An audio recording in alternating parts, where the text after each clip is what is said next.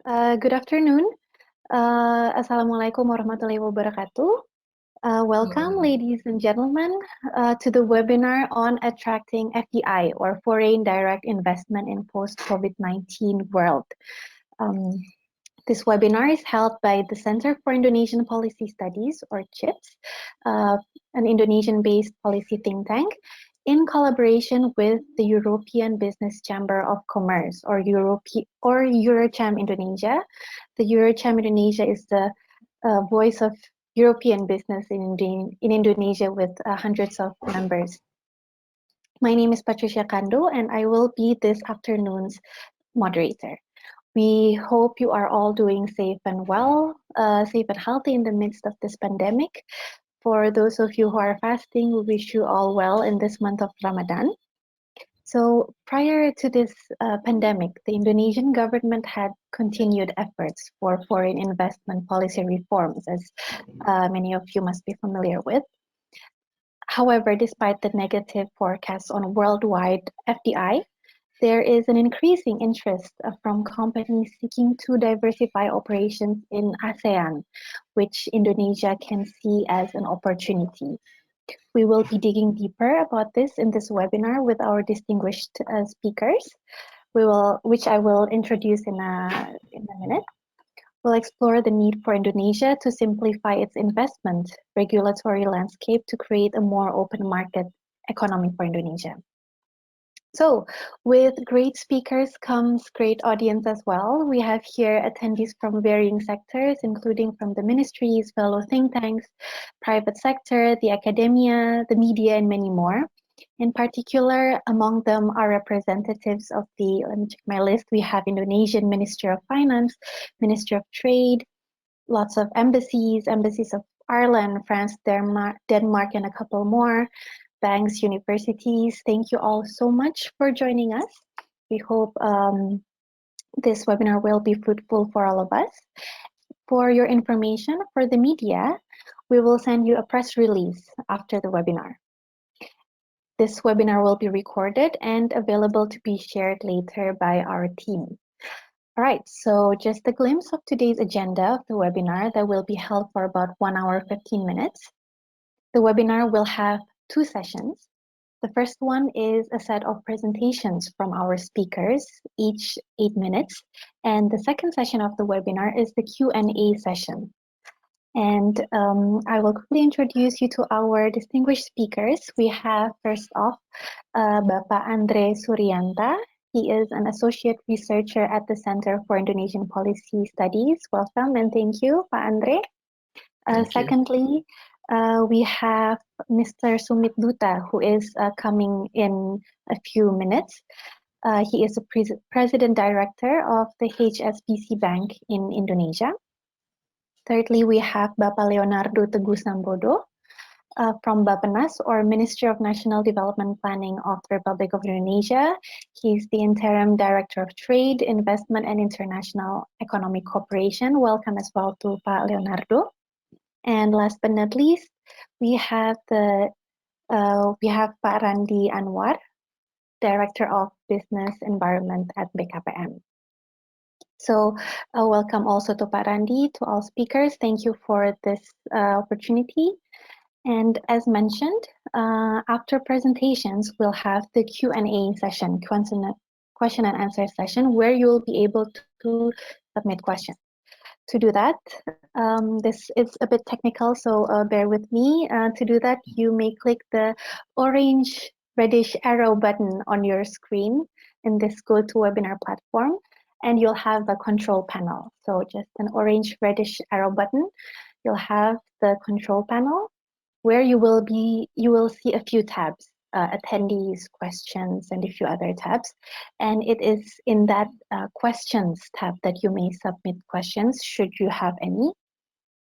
And when you do so, please insert your name, institution, to whom the question is addressed, and of course the question itself. So once again, to submit questions, you may go to the questions tab and please insert your name, institution, and to whom the question is addressed. So it'll be easier to filter to see the questions and where it's coming from.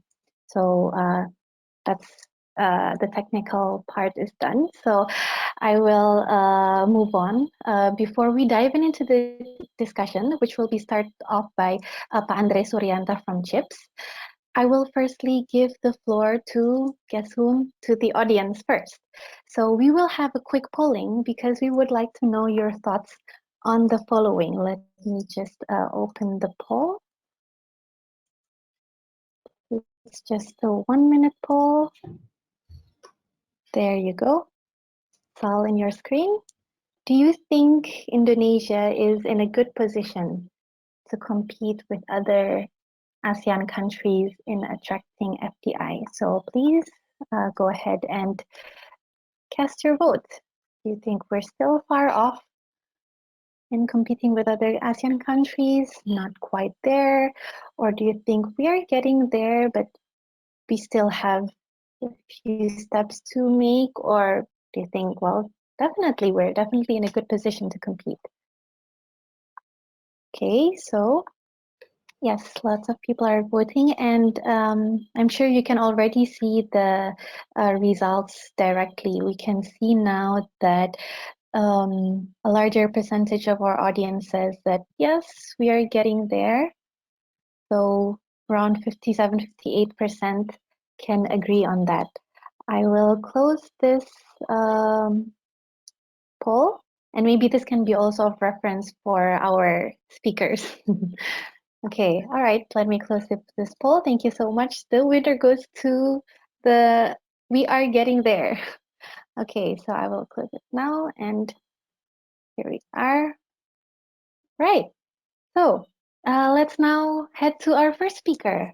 Andree Surianta will share about examples of international corporations respond to recent shocks. And what reform areas are needed to make Indonesia competitive and attract FDI and companies seeking to diversify beyond China. He'll also speak about FTAs or free trade agreements and omnibus law progress. So, Pak Andree, please share your insights. Thank you. Am I sharing screen? Yes. Is my screen shared? I can't find the button. Sorry. Okay. And okay. as you also want sorry, to pop everyone. it up for the, yeah, sorry, I'm a newbie. Yeah. Sorry, Pak Andree, just for Pak Randi, Pak Leonardo, you may mute your video kindly. All right. So please go ahead, Pak Andree. Yeah, well, thank you, Patricia, and sorry, everyone. I'm a newbie for this GoToWebinar, so please forgive my mistakes. And I'm very honored to be here with Pak Randi, Pak Leonardo, and Mr. Sumit, who will be coming later. And today we're going to discuss about foreign direct investment in a post-COVID-19 world, right? Let's just start then. Well, we all know that COVID-19 has created chaos on the global value chains. Basically, when China closed down their production, it sent shockwaves everywhere. Other factories also cannot produce things because they cannot get things from China. And with people being restricted to their home, of course, they're not shopping as well. I mean, if you work from home, you probably don't need cars or motorbikes or even shoes for that matter. So supply is blocked, demand dried up, and that definitely will affect international trade. So international trade has been predicted that it will shrink by 13 to 32%. And because companies are not making money, of course, they're not investing further. So the global FDI flows is also predicted to be down by 30 to 40% this year. But amid all these dark clouds on global trade and investment, there are still some silver lining.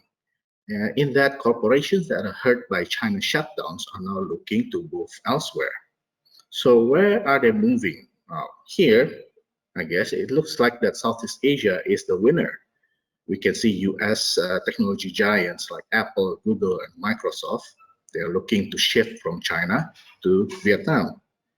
And interestingly, also Japanese corporations are doing the same. Around 1,000 Japanese companies are looking to diversify out of China. And the Japanese governments are actually providing assistance for them. There are some $2 billion being allocated for Japanese companies who wants to return back to Japan. And there are also additional 200 million assistance for those who want to go to other countries. And in particular, this is actually Southeast Asia. So Indonesia, as a part of Southeast Asia, should benefit, right? Well, unfortunately, we have been struggling even before COVID-19 in terms of attracting FDI. BKPM data shows that the FDI growth quarter on quarter since the second quarter of 2019 has largely been stagnant. And because of the pandemic, I suppose, on the first quarter of 2020, this growth has declined to -7%. Now, so before the pandemic hits, there's this US-China trade war starting 2018, picking up in 2019. And the World Bank did a presentation to President Jokowi to highlight that during this US-China trade war, there's a lot of companies looking to avoid the tariffs by moving out of China. But none of those actually goes to Indonesia. And in 2017, there's over 100 Japanese companies also relocating to Southeast Asia, and less than 10% actually comes to Indonesia. So World Bank says that this is because there are too many rules in Indonesia. And our president picked this up and coined this term that is very famous now, regulatory obesity, right? So this term is actually in the omnibus bill itself, and it refers to about 4,000 plus government regulation and nearly 16,000 regional regulations. But the omnibus bill didn't mention one point that was in the World Bank presentation, and that is there's actually too many ministerial regulations as well. So if we look at the regulatory landscape, this chart shows the number of regulation issued in Indonesia every year. And you can see here the really big light blue section of the column. These are ministerial regulations. And we can see there's an explosion of ministerial regulations basically since 2010. I mean, the regional regulation, yes, it increases a lot since 2005, and it's sort of tapered down somewhat now after 2014. So the ministerial regulation, it seems to be the obesity that we've been talking about, right? So omnibus bill is, being promoted as simplification tool, but is it really the diet pill that we need to slim down? Right? If we look at the text of the omnibus bill, it actually revokes about 300 articles in past laws. So these are specific articles, not the laws, but specific articles in the law. It also revises over 900 more law articles. And interestingly, more than half of those need new government or presidential regulations, right? So, and what about the rest that's being revised that doesn't need a new regulation? Well, Omnibus Bill says that these are still valid. So Article 173B says that it must be adjusted within 1 month, but those are still valid. And also the Omnibus Bill didn't say anything about ministerial regulations, right? So whether this is really the simplification that we need still remains to be seen. The other issue that we've looked at in the Omnibus Bill is that it seems to emphasize a lot on speed, right? The closing articles of the bill gives the government 1 month to do adjustments and new regulations. That's a very massive quantity of regulations to do within 1 month. And missing anything can create a legal vacuum, and there's a lot of risks presented by such vacuums. Just for example, Law 24/2009 was implemented 10 years later in 2019, and within that time, there's actually 2 multi-million-dollar lawsuits that was based on the law. So the crisis has highlighted economic vulnerabilities in Indonesia and really push forth the need for reforming our regulatory network. Now, Omnibus is a big reform. It is good, but it shouldn't just stop there. We should continue the momentum to where the obesity really lies. Now, learning from experience from other countries during crisis, we can see South Korea here. post-1997 crisis, in 3 years, they reviewed 22,000 regulations, and half of those were changed or abolished. So that's about 11,000 regulations. At the moment, the Ministry of Justice and Human Rights database records that there are about 40,000 plus regulations in Indonesia.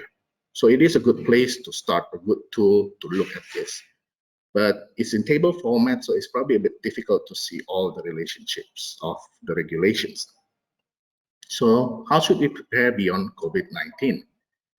Well, first of all, this highlights that reform is indeed critical, but we think it's best not to rush things.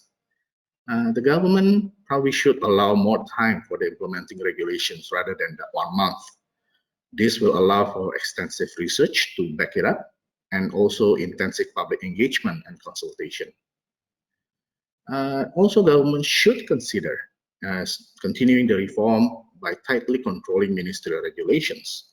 So probably have some kind of simplification ratio linked to ministerial KPI. And of course, in the long term, can also consider revising the law of lawmaking itself, which is Law 12/2011. And it's also good to make reform as a regular habit. Right? Instead of making one big reform every 10, 15, 20 years, why not build requirements in the law that every new regulation should be reviewed within a certain amount of time, say 10 years. So that way, there will be a constant flow of reviews instead of one big reform. And lastly, it's probably helpful to develop a visual map of the regulatory framework. Just giving an example here, this is not exactly what Indonesian legislation network look like, but this is how it may look like. And we can see all the regulations and the linkages with each other and identify target of reforms by looking at this. This will also be useful for monitoring. So that's about it for my presentation, Patricia, and I'll turn it back to you. All right. Thank you so much, Pak Andree. Don't forget to stop share your screen, and also to Pak Leonardo and Pak Randi, you may come back in the screen. Actually, I meant that you may mute, but for videos, please have them shown so the audience can see everybody in the panel. Yes, that's perfect. So thank you so much. And we just have Pa Leonardo, but that's okay. I will continue. So thank you so much, Mas Andree, for the presentation on how the current investment climate is in Indonesia. And we will move forward. We actually have Mr. Sumit Dutta, who is still having a little bit of technical glitch to enter the panel, but our team is handling that. So I would actually like to ask Bapak Leonardo Teguh Sambodo to share his presentation, if that's fine with you, Pak Leonardo. Yes. Please okay. come back to the screen. Okay. Yeah. Oh, okay. And the presentation is ready. Sorry So, if 1 second. because Oh, I yes. experiencing I'm experiencing also some technical difficulties. But if something is frozen, so please let me know from the committee.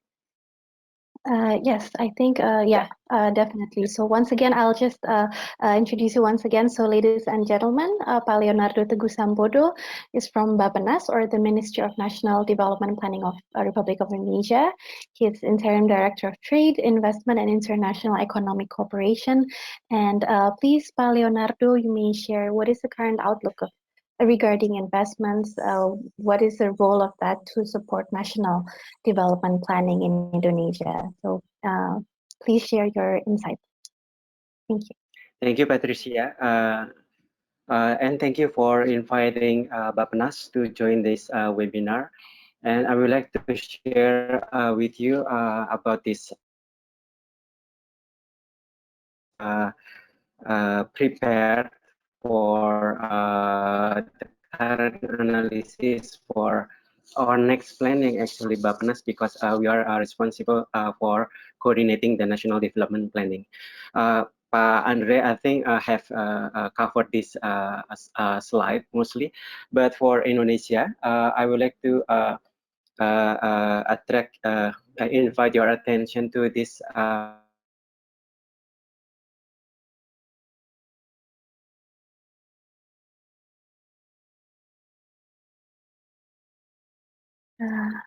hello, Pak Leonardo.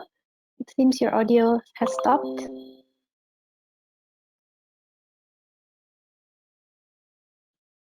Hello, Pak Leonardo. Can the others hear him? No? Pak Leonardo, maybe you might have pressed mute.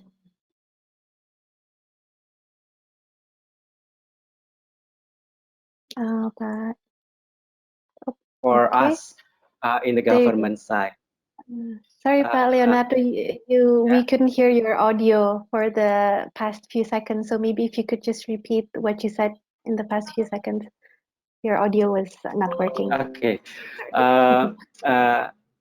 We try to avoid the yellow. Yeah.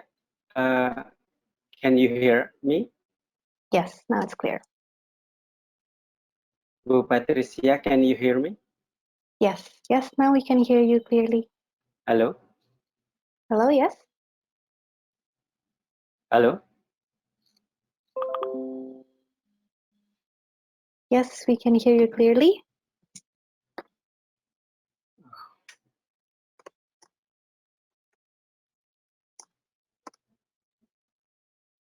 Hello, Pak Leonardo, please go ahead.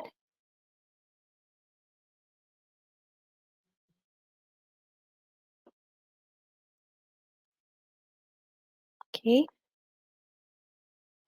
Can the others hear him? No, right? Or is it just me? Hello, Pak Leonardo. We can hear you clearly, so please go ahead with the presentation. If you can hear me now, maybe if you're using an earphones, you may try to switch off and on again. Right. Okay, so Hello? Can you hear me? okay, now we can, yes, we can hear you. Sorry. Oh. Okay. So we try to avoid this yellow curve. That it means that there will be more impact for the population from COVID. So we tried.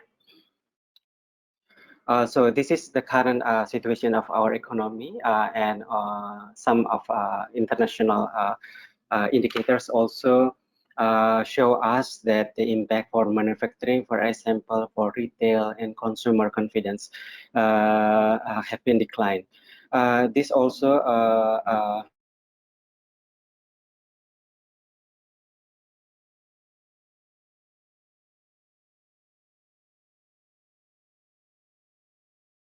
Hello, Pak Leonardo. Sorry, once again, your audio is not heard. Okay. Apologies to ladies and gentlemen. We have checked on the audio, but I think all of a sudden there's a technical problem. But Leonardo, can you hear us?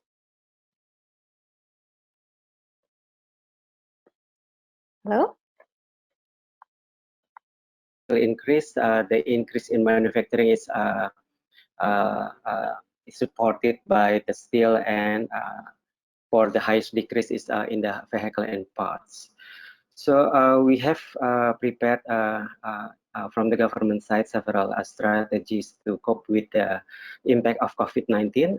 So phase 1, 2, and 3, basically we are dealing with how we can provide a social security net for our population, and also provide promoting healthy habits and also improving the capacity of our labs. But at the same time, we also designing our recovery plan for 2021. This is the current fiscal policy that are provided to to mitigate the impact from COVID-19. So there are at least three packages that have been announced by the government. But we also noticed that in the future there are some changes that we need to anticipate, whether it is in the form of business model will be changed in the consumer trend and how companies hire workers, and how we can also cope with the financial shock that later on we try to find a solution from the available means, including from digitalization. And for Indonesia, we try to focus our recovery to help the industry, tourism and investment reactivation in order to recover the job market and also to stimulate the economy. Whether for the investment, for example, we try to continue the integration of our investment or of also licensing process, and how we can also work on the bottlenecking of on investment, to relax some regulations to improve, to provide positive risk of investment, to allow the collaboration, the partnership between small and medium enterprises and also investors. And also we are also preparing the aftercare services for investment. This is also with the consideration that we have actually conducted an investor perception study, and these are the at least the mapping of the Indonesian strengths, opportunities, weakness, and threats. And we see that from the poll also we are getting there, but of course we need to cope with several weaknesses, including regulatory inconsistencies, as Andree raised, and also how we can also reduce the skill gaps and also provide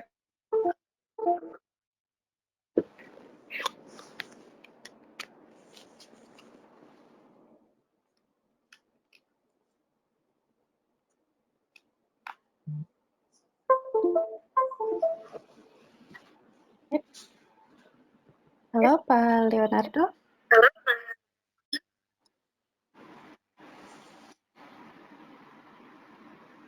We can hear something, but not your presentation. Pak Leonardo, can you turn on? Yeah. Yes. Okay. We Yeah. can hear you for the last slide. So yes, now we can hear. Okay. So these are actually the challenges that we need to deal with. How to respond to the investors' feedback. We need to work from the Indonesian side on the improving our regulatory frameworks, and also work with the investor how we can also manage their expectation, provide the bottlenecking services, how we can retain and manage their intention to expand maybe their investment in Indonesia. And later on, we may also work on several quick fixes that maybe we can work with Randi from BKPM on how we can also deal with these challenges and provide better facilitation for our investor. Maybe that's all that I can share with you, and thank you again. Sorry for the technical problem during the presentation. Thank you.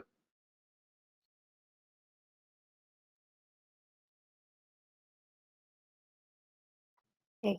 Okay. Thank you so much, Pak Leonardo. So we. Sorry. Can you hear me? Yes. Okay. Thank you, Pak Leonardo, for the presentation. Yes. Hello. Yes. We can hear you.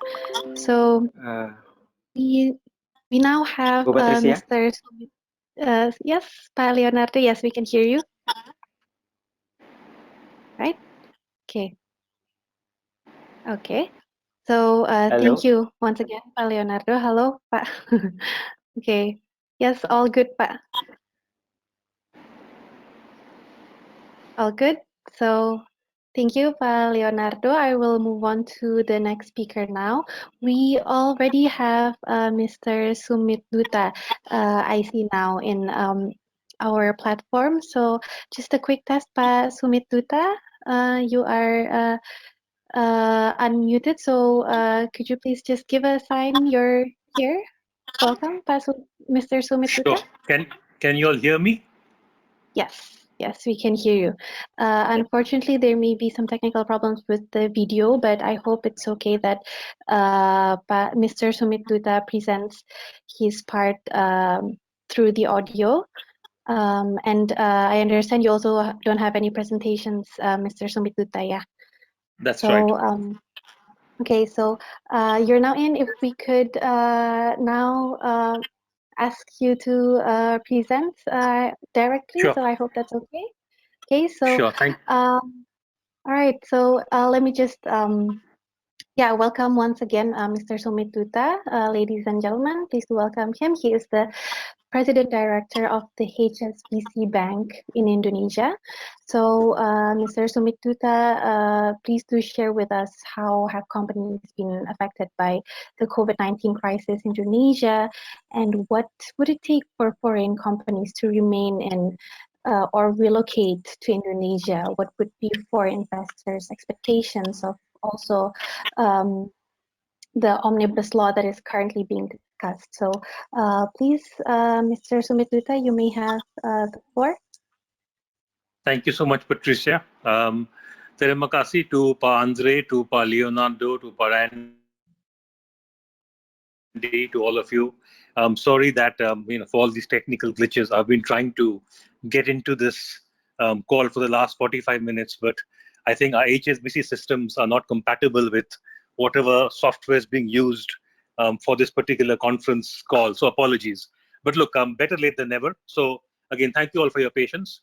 So look, we are all living in a very strange world today, right?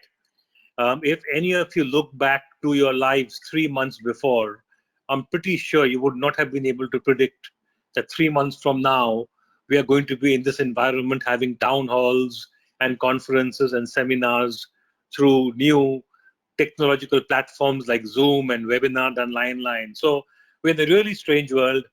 But let's talk about to exactly the point Patricia mentioned, right?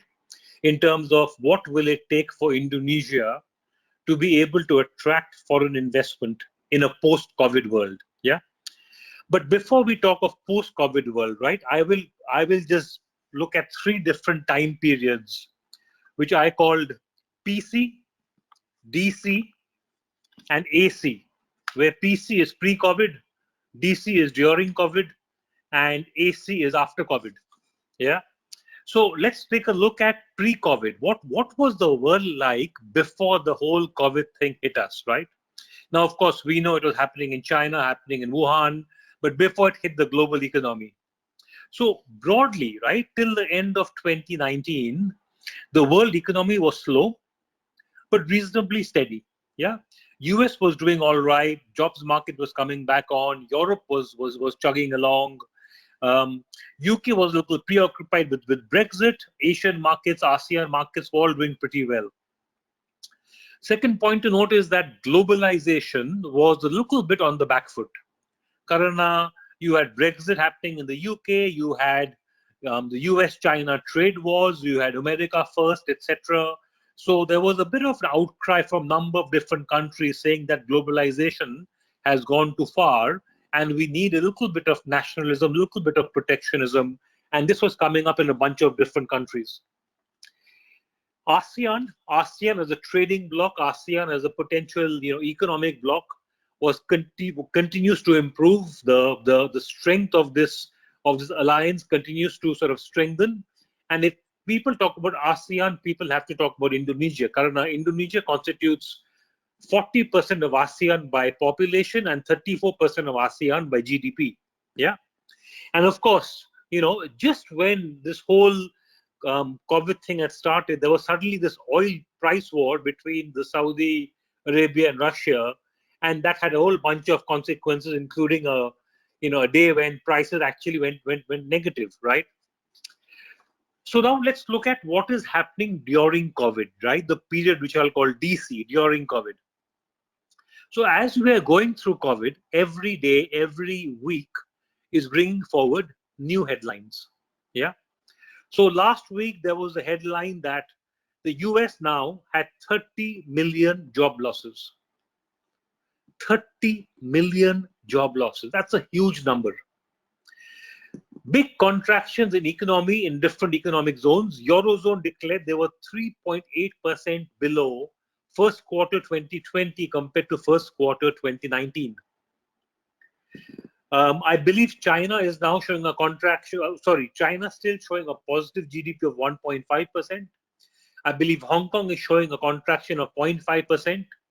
And I just saw some numbers this morning which says the UK for the month of March is showing a contraction, negative growth of 5.8% for the month of March. These are really, really serious numbers. We haven't seen these numbers for decades. Yeah. And there are a number of sectors and industries which are particularly impacted more than others. They include aviation, they include travel, they include tourism, they include textiles, they include wholesale trade, and many of these industries will take a fair bit of time to come back on track.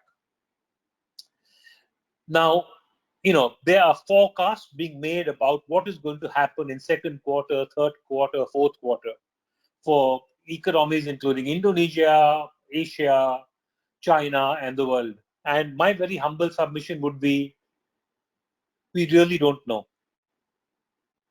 We really don't know what these numbers are going to look like. It depends on how we manage the whole COVID-19 issue. If COVID-19 is now on the downturn, if things are becoming better, and if things gradually begin to stabilize, yes, we can have the courage and the guts to make a prediction, but no one knows that is to be the case. No one knows if there's going to be a wave 2 or a wave 3. And we've seen it happen. We've seen it happen in countries like Singapore, Korea, other markets where, the markets looked like being very well contained, and then suddenly things went back on the back foot. So my very humble submission would be, we should refrain from making projections as to what the economic growth rate will be like for the second half of the year, because no one really knows how long this COVID menace is going to continue and how serious it is going to be. In the short term, with people losing their jobs, with people cutting salaries, there's bound to be a reduction in purchasing power. There's bound to be a reduction in consumption, right? That's natural. If this drags on for the next 2, 3, 4, 5, 6 months, then a lot of companies which are today struggling to remain afloat, which do not have unlimited amounts of cash, particularly small and medium sector enterprises, many of these companies will go bust. And the consequences of this will be pretty devastating. For companies today, any size of company, if they're highly leveraged, if they've taken on a lot of debt, they're going to face problems in being able to service that debt, because many of these companies are not generating large amounts of revenue in a world which is largely shut down.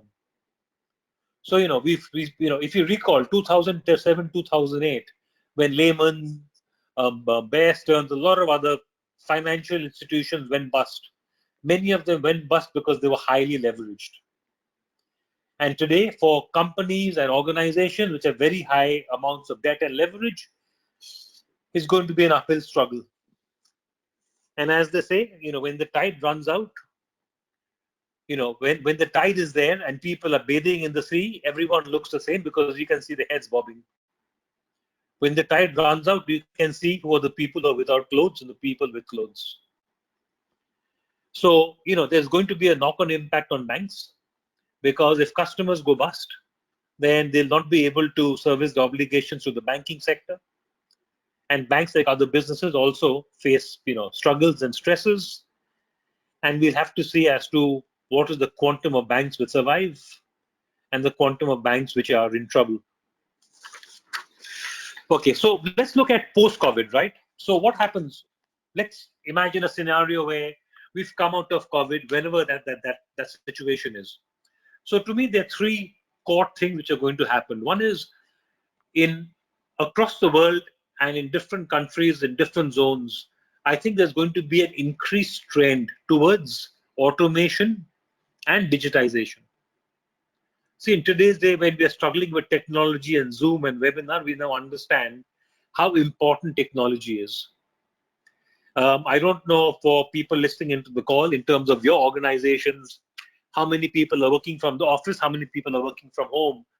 But I can tell you for HSBC, I've been here for 6 years now, and I spent 5 years trying to convince more and more people to work from home.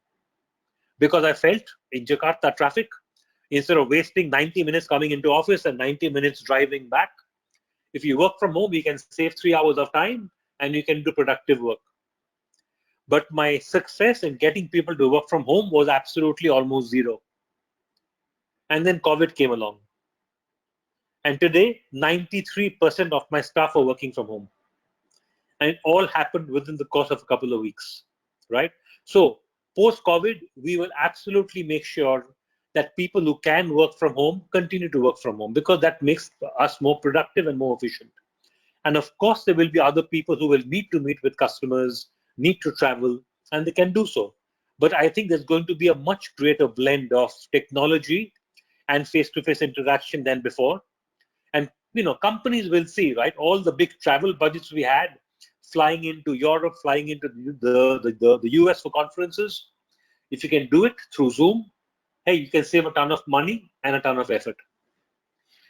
The second trend I think we're going to see, and I think this trend will be there at least for the short term, is I think we'll see a renewed burst of nationalism.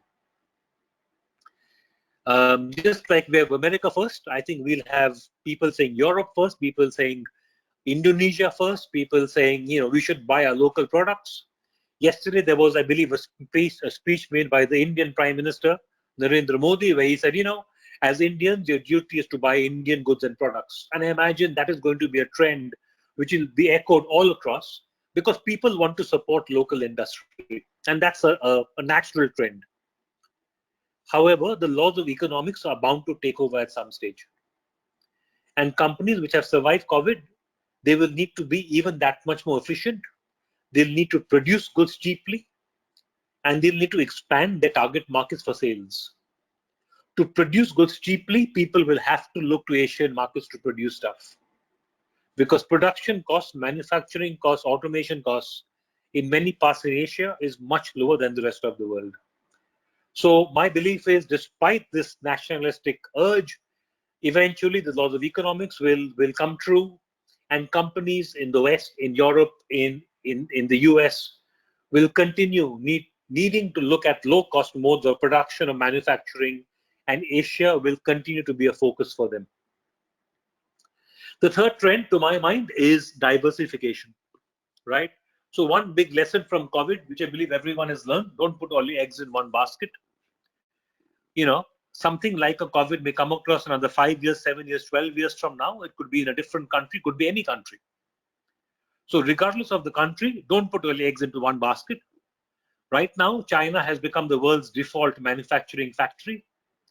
And I think you will see many companies wanting to look at a China plus one strategy. They will continue doing stuff in China, but they will have enough backup in a second country which they can switch production to if required. And to me, that opens the door for countries like Indonesia and other ASEAN countries to actually put up their hands and say, hey, you know what, come to us. So let's take a look at Indonesia, right? So if you look at Indonesia specifically,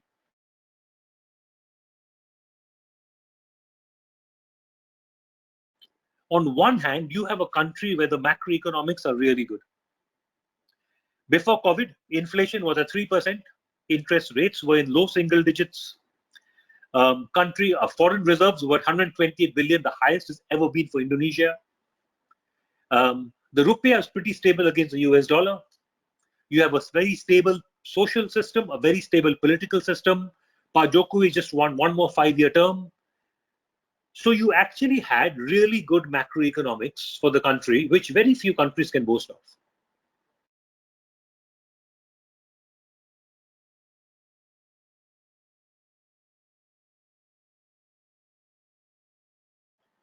However, despite all of this, the fact remains, not many some time back, right? When 33 companies left China to go to Vietnam, not one company came to Indonesia. And the question is, why? If the conditions are so good, how come every big company in the world is not knocking on Indonesia's doors demanding to be let in? And when I speak to my customers, the answer they tell me is they find regulation here cumbersome. They find it opaque and not clear. They find it constantly changing. So they find it difficult to rely on a fixed set of regulation. And sometimes regulation from different ministries is conflicting with each other. And sometimes, there are also questions about, they know that Vietnam really, really, really welcomes foreign investment. And sometimes they say we get mixed messages from the government of Indonesia. We hear Pak Jokowi, we hear senior people from the cabinet saying, yes, we want good quality investment to come in. But when we try to come in, we sometimes get a different message from other parts of the government. So, in my view, I think the government, in terms of how it's handled COVID, has been pretty pragmatic. In some countries where they've had 100% lockdown, everything has been stopped, manufacturing has been stopped. The government of Indonesia has been more pragmatic. Factories and manufacturing have been allowed to continue. There have been a stimulus program which has been launched, including a banking stimulus program. The government believes the total value of this program could be as high as $18 billion, partly coming from microcredit, partly coming from loan restructuring. To address the question, which we discussed, and maybe I'll come to the omnibus law a little bit later, and that's a question which Patricia also asked. But to me, that's the obvious answer to the issue which many investors have raised. One of the key issues again for Indonesia in terms of path to recovery is the small and the medium sector organizations. We need to make sure they survive, because if they go down the tube, then the economic recovery will be delayed. But I really hope that we can have as many of these. I know that they're not having good times right now, but they can survive the next couple of months, and then potentially in the second half we can actually see them grow further. So look, key issues, couple of issues which I think everyone is concerned about. SOEs. We know SOEs have increased leverage very significantly in recent times.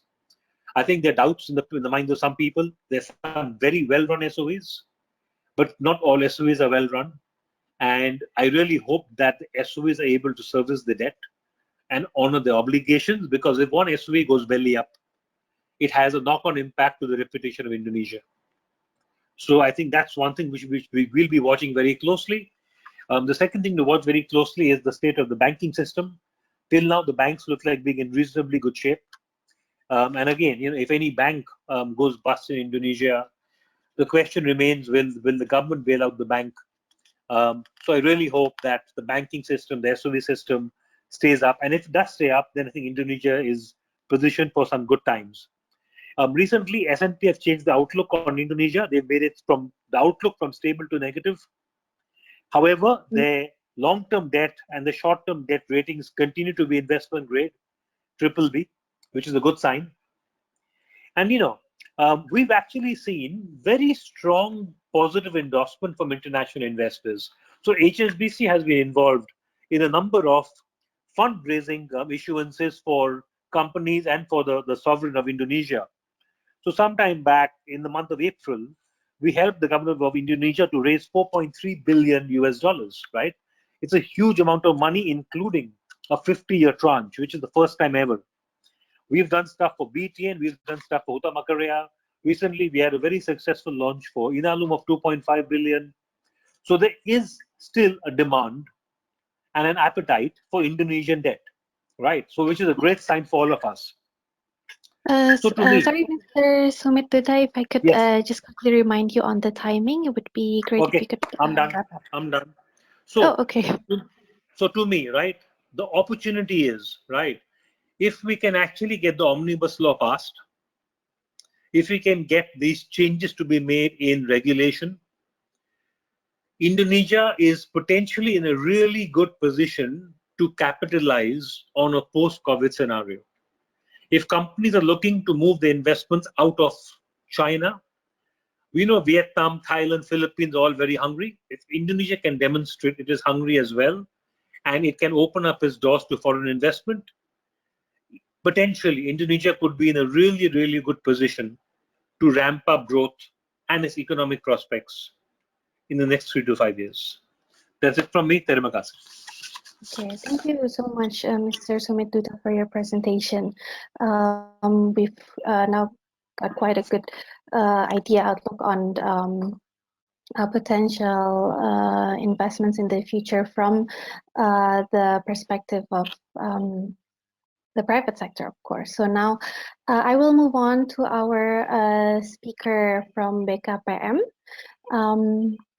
So we have here with us Bapak Randi Anwar. He is the Director of Business Empowerment in BKPM, or Indonesian Investment Coordinating Board.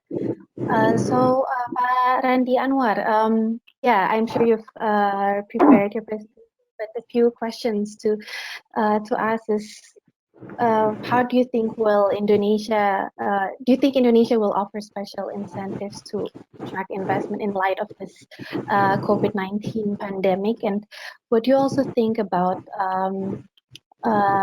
there's a plan of changes in the job creation law and also in the ease of doing business and investment law? Has these any bearing to the content? So please, you may take the floor, Randi. Okay. Bisa Pak F5 ya tadi ya. And also, sorry, as Randi has his presentation on the screen, I'd just like to remind our audience, you can submit your questions in the questions tab from now, so feel free to do that. So, sorry, please go ahead, Randi. Okay. Ladies and gentlemen, thank you very much. Very good afternoon. And Assalamualaikum warahmatullahi wabarakatuh, Bapak Ibu sekalian.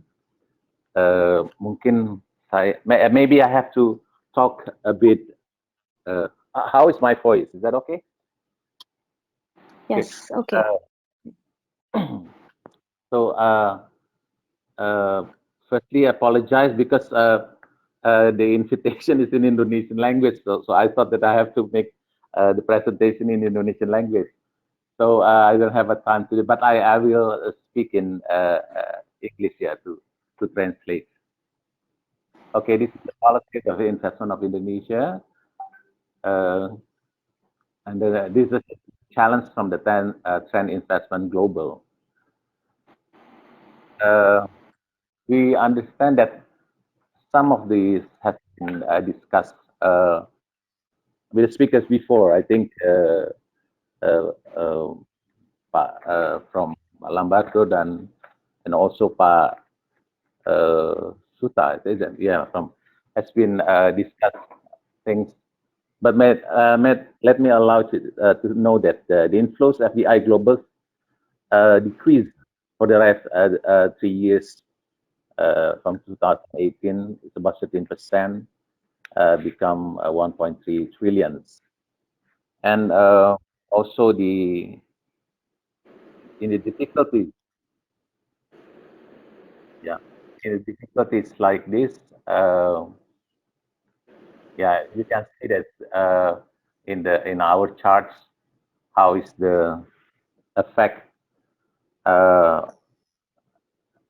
our FDI, yeah, and then we think the competitions among the Asean countries also is very hard, and the FDI projected that going to decrease 30 to 40% in 2020, yeah, because of the income of the company, and this is also we get it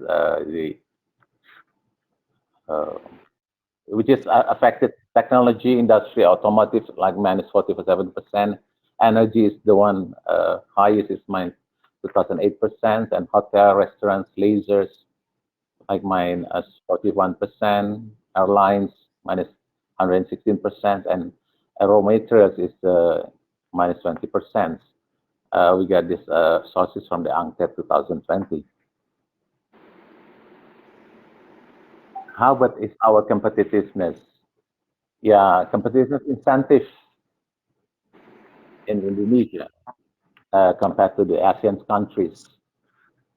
And we've seen like this employment training, we get the super deductions. And also in among the ASEAN countries, also they have incentive, but you can see these comparisons and after this, like the budget, comparison of the budget in the ASEAN countries, because the the green is the budget is the low budget, and the highest budget is the red. You can see this from the chart, and also, and how about in the ASEAN countries? Are we good in the ASEAN and with our sectors? So many sectors closed and everything, then and has met the requirement. This is what our position is. We tell you the truth is our positions in Indonesia among the ASEAN countries. But that is why what we have to change. We have to approach is more open to the investment. And now the priority of list of the priority of the investment, which is more open with our future government regulation on the priority list investment. The approach of positive approach and also protections and opportunity for the small and medium enterprise includes partner in integration policy among the sectors, among the ministries. And also this is Indonesia as the members of the CIPS and the FTA as the basis production to target the goal in the global market. And also Indonesia also have a bilateral investment treaty and double taxation agreement with 69 countries, and also the BIP come into force in we have like 70 countries agreement. That is the situation that is for our competitiveness. So what is the strategy after COVID?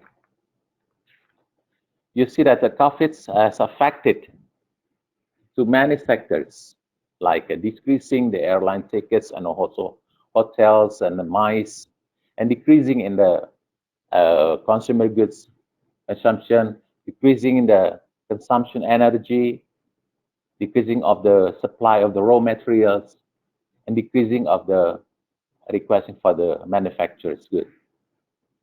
But on the other hand, there's an increasing in the trade of the digital basis, like for the communications, and increasing the request of the healthy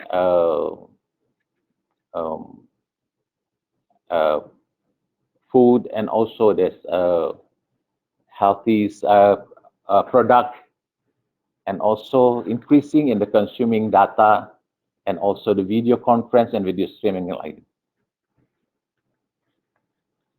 if you look at the impact of the pandemic, COVID-19 to the investment, the outbreak virus, corona, increasing of requests for the industries, certain industries, and also decreasing in the income of the companies,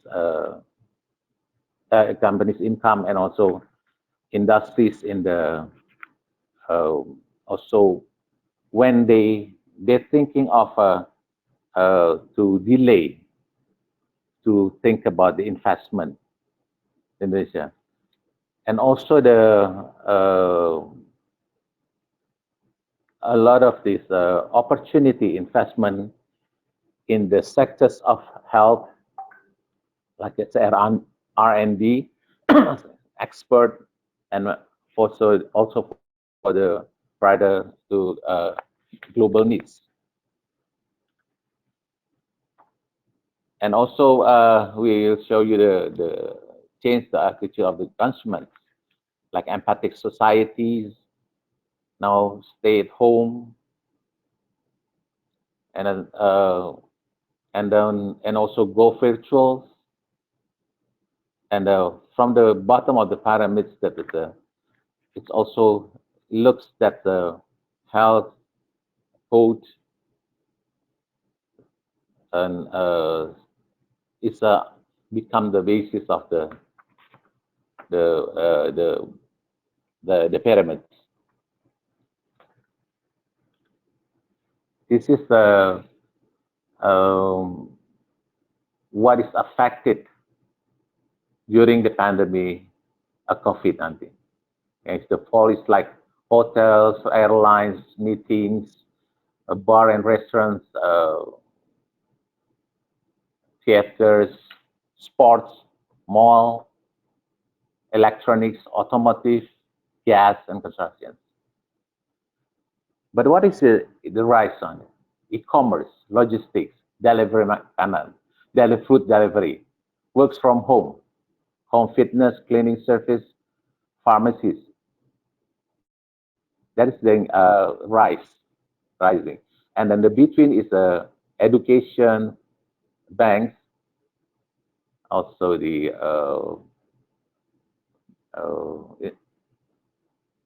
manufacturers, insurance, and also the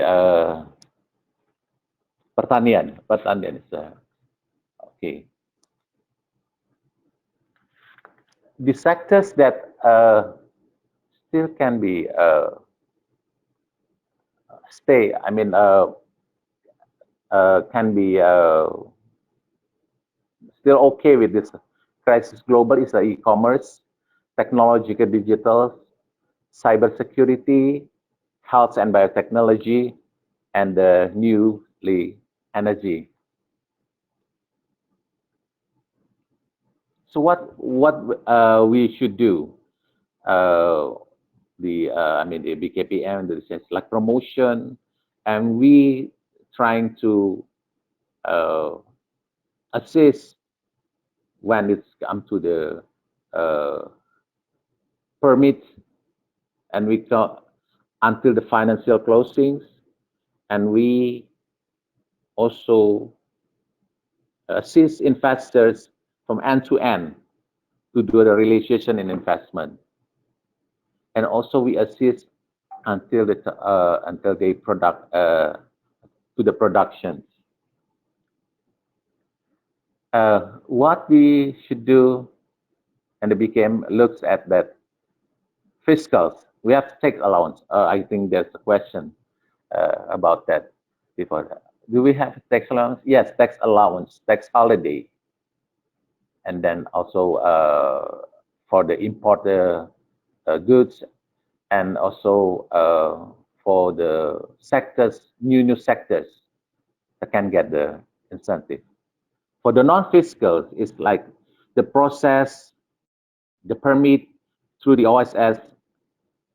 We will add more personals, automations, and simplifications, integrations, and fast process consultations, letter of intent can be through email on the telephones, and then increase the services, facilities, like in advance confirmations through automations, and also percepatan lain, we increase the fast in the service and by give more personnel and easy to get the guests through the video conference. Okay. Okay. Pak Randi, as you move on to Thank the you. next slide, if I could just ask you to, oh, okay. I was just Okay. about to ask you to wrap up, but you're very much done. So, did you have anything else to say, or we can move on to Yeah, question? yeah. I think maybe during the discussions, I look at the sum of the question could be answered. I think it better during the discussion. I'm done with it. With Okay. this Thank you. presentation. Okay. Thank you. Yeah. All right. Thank you very much, Pak Randi Anwar. So we have all speakers presented their presentation. So we will now move on to the question and answer session. And we have now a few questions coming in. Once again, for those who are just submitting their questions, please state your name, institution, and also to whom is the question being addressed. And okay, I can see a couple of questions being addressed to individual speakers and also to the whole panel. So as we filter, if I could go with the question that's being addressed to Pak Andree, who is our first speaker, from Rio Nanda Dama Putra from Universitas Indonesia. Pak Andree, do you have the question in your screen? But I will just read it also so the audience will also know. So, Pak Andree, in order to continue the pace of economic reform, you've been talking about policy reforms in your presentation. Do you think is it necessary to do a sweeping tax reform program like what Reagan or Thatcher did in the 1980s? What do you think of that idea? All right, well, thank you for the question, Ms. Rio. I hope I pronounced it correctly.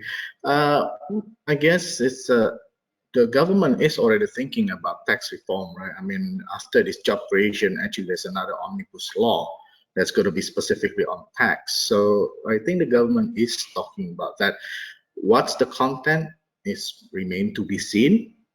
So I can't really say much, but I'm guessing if we look at the omnibus law of job creation and the extent of it, we hope that at least it will be similar kind of approach. Yeah, so I think that's probably what I can share at the moment because there's not much yet on the omnibus law on tax itself. Okay, thank you, Andree. So it is indeed the omnibus law, and that sector is indeed something that is still ongoing, still being discussed. Right. Thank you, Pak Andree. And we have a question that's addressed to Mr. Sumit Dutta. Mr. Sumit, I'm sure you're still there. Hello.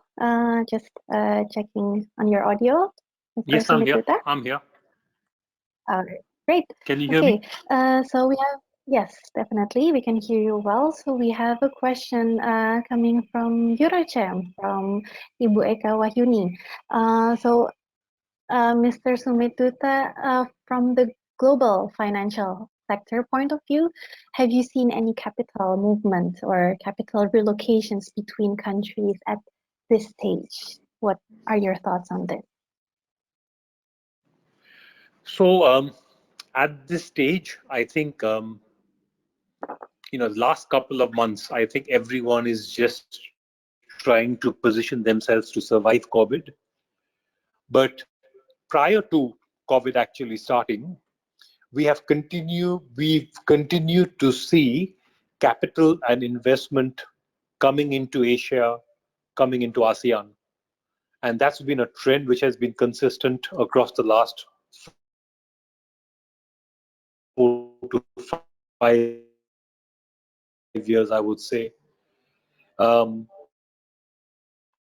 we look at investment corridors, money coming into Indonesia We are seeing increasing amount of investments coming in from Germany, from France, from a number of other European countries, from the HSBC. We are seeing a growth of around 8 to 10% of investments coming in from these countries. The last 2-3 months, I think, we should not take that into consideration because obviously people are struggling with the COVID piece. But I think once this is behind us, I expect that similar trend is going to continue.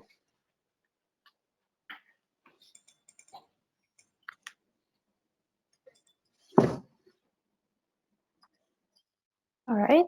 Thank you, Mr. Sumit. If you have nothing else to add in the response, suddenly went off. So, yeah, Mr. Sumit, Dutta, thank you very much for your response. I hope that's, yeah, I think he's ended there. Thank you.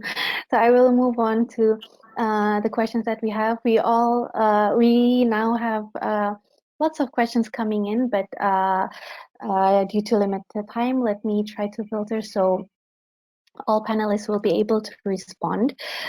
For the next question, I would like to ask Pak Leonardo from Bappenas. Pak Leonardo, you're still here, I'm sure? Yes. Good, yes. I can hear you clearly. Perfect. Okay, so Pak Leonardo, one of the questions coming in is on investment trend for healthcare. So how do you think investment trend for healthcare, especially medical device post-COVID in Indonesia is? And furthermore, is there any specific target or outcome expected by the government for this sector? Okay, thank you for the question. This is important question for us because we are still in this discussion with our land ministries about what kind of investment that can be open further to allow Indonesia to increase its capability, whether it is for laboratorium, for testing, for producing medical devices. So I think we can wait for this discussion, but at least what I can share with you that we are actually we hope that there will be more investment coming to Indonesia to invest in the manufacturing sector, particularly in pharmacy and also in medical devices. And we would like also to inform you that starting next year, Indonesia will have its own laboratorium for testing the medical devices. So we have developed this laboratorium for 3 years that will be concluded this year. So this will also allow foreign investment to have to collaborate with this laboratorium for the testing of their medical devices. And there are also some initiatives that have been started, for example, in developing ventilators and other types of medical devices. And some of them are still in the process of developing the prototype, but some of them are interested in to enter the commercialization phase. So this is also we would like also to invite investors that are interested into collaborate with the local companies that have produced these prototypes to scale up and also to make the devices more commercialized. So basically, in conclusion, that we are going to facilitate more investment in the manufacturing sector, in health sector, particularly for pharmacy and medical devices. Thank you.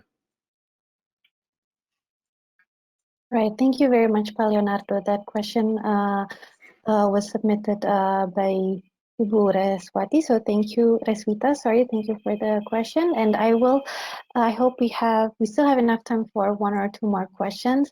And for the next one, The next question will be addressed to Pak Randi from BKPM. We have a participant. We have Mr. Richard Borsuk asking question on investment process regulation. So on making services to investors faster and more efficient. So Pak Randi, some years ago, BKPM created a one-stop service kind of program, but it seems there are still some complaints and problems with regulations that investors have to meet. So if you could share a little bit on the progress of that, or if there are other regulations related to this one-stop service that's being developed, please share with us.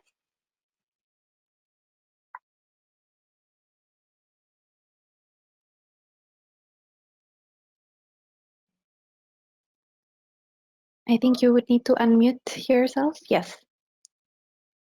Hello? Yes? Can you hear me? Yeah. Yes. Okay. Thank you for the questions. Actually, that is one in my slides, but I think I skip it.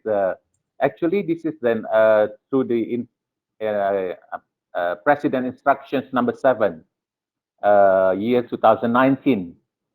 This is and it says that there's 22 ministers and the head of these ministers, they delegate their authority, like for the permit, yeah, for doing business, and then they give the facilitate. This is going be given for the facilitation for the investment. So of course, yes, and now in our country, in my office is now we have the representations from all of the ministries, and this is it's quite busy now. If you look at my office, but before the COVID, that after the but now it's they can do by online. But if there's a problems that related to the certain ministries, because and they can ask to the person, the representative is here, and also we give the time limit. And now we are still doing the what do you call it? NSPK is a standard procedures. So it means that they have to follow the rules, and they give this delegate to BKPM to do this from all among these 20 ministries, which is related to the business sectors. So in the future, everything is very easy. Until now, it's also the process is easier, and then can be what do you call it?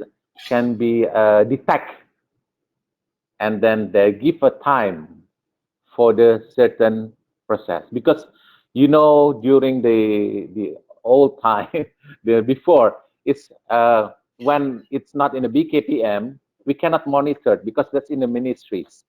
So here now we can monitor. If there's a problem, we can follow, we can detect what is the problem, what is how to solve the problem. So it makes easier for the investors to do to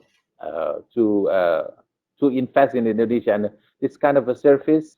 And then through the impress of number 7, 2009, everything is make it easier and definite. We have the time and everything. So for the business people, the law enforcement is very important, and here is the answer. Yeah. Thank you. Right. Okay, thank you, Pak Randi. And Yes, if we have lots of questions coming, but apologies that we cannot answer one by one due to limited time. So I will now have one more question that I would like to address back to Pak Andree Surianta. It's a question on policies that should be prioritized. So we have a question from Pak Subagio Effendi. He's saying that Indonesia needs a quick win policies to capture the investment opportunities from post-COVID changing global supply chain landscape. So, Pak Andree, in your opinion, what policies do you think should be prioritized? Thank you, Pak Subagio.